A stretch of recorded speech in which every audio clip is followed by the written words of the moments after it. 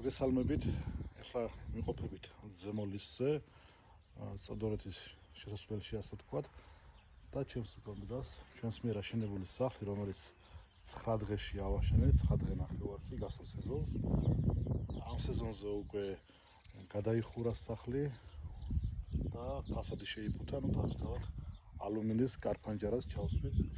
აი აქ მისაღების წინ არის სლაიდური მექანიზმი, ხოლო სამზარეულოს თამერთვის ეგრეთ წოდებული ყრუ სახურავი, რომელიც არიგება არ მოძრაობს.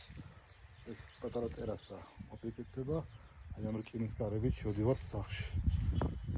ფასადი შეიფუთა, მე დამუშავდა მიუხენეთ, ესეთი სიმეტრული ზოლები დაასდევს მასთან, რომელიც ძალიან ალამაზებს.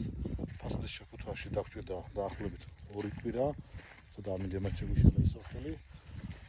რაც შეეხება სახურავს, შეგვიძლია განახოთ, ესე იგი ეს სახლი ჩადგმული არის ფერდობზე მოიჭრა კლდე, დასწორდა ნიადაგი და შესაბამისად ბუნებრივ რელიეფთან შედარებით და დაბლა მოუწია აშენება, უკან მონოლითური კედელი ჩაისხმა მომავალში. ამიტომ გვაქვს საშუალება ავიდეთ ზემოთ და გადავხედოთ სახურავს.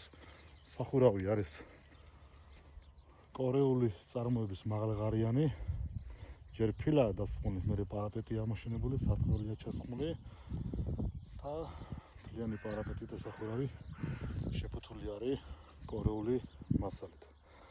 უკვე პრინციპში შიდა ტიხრებით აშენებული არის, ამინდებს ველოდებით. როგორც კი ამინდები გამოვა, ჩვენ უზად ვართ რომ დავიწყოთ შიდა რემონტები და ვფიქრობთ რომ უახლოეს 2 თვეში, ანუ რემონტის დაწყებიდან მაქსიმუმ 2 თვეში დაამთავროს სრული რემონტი.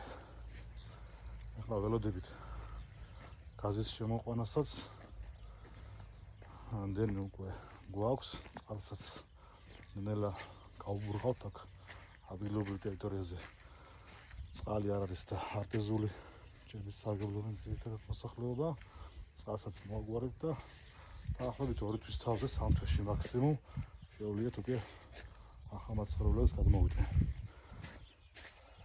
125 კვადრატული მეტრი არის ეს სახლი, აქვს 2 ვანა ტუალეტი, 3 საძინებელი, 1 სამეურნეო ოთახი პატარა კაბინეტით და დიდი მისაღები და სამზარეულო, რომელიც ვიტრაჟული კარით გაიყოფა. ესეც სახლის მეორე გვერდი.